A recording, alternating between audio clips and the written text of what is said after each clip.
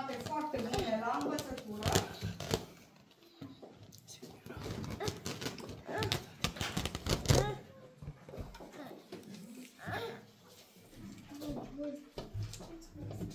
Veți regăsi în spatele diplomei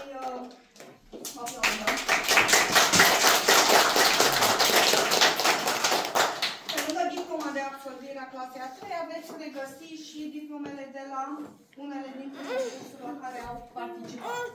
Bornariuc Miruna, rezultate bune și foarte bune la învățătură.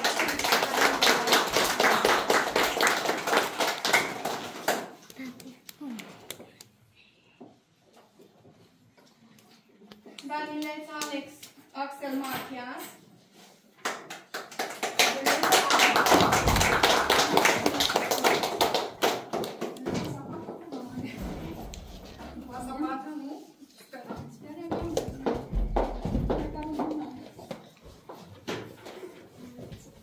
Galane Eduard.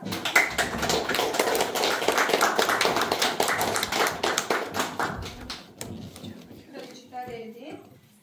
Rezultate foarte bune și bune la învățătură și purtare.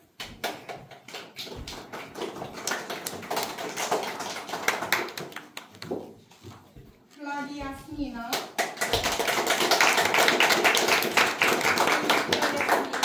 Pentru rezultate foarte bune la învățătură și purtare. Corbaniuc Elisei. Rezultate foarte bune la învățătură și purtare.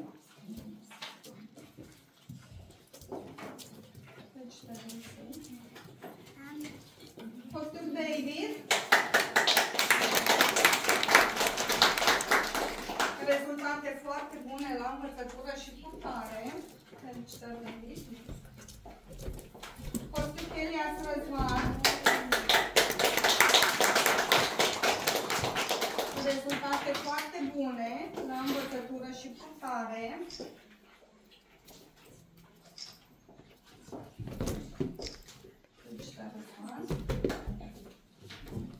Trecem Michael David.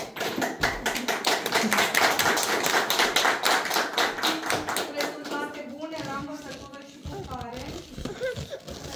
David.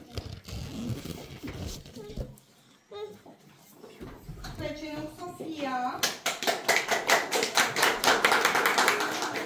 Rezultate foarte bune la învățătură și purtare.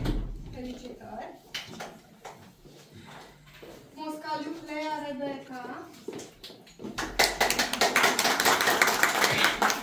Rezultate bune la învățătură și purtare. Felicitări, Rebecca. Trecuș Evelina. Rezultate foarte bune la învățătură și purtare. Felicitări, Evelina.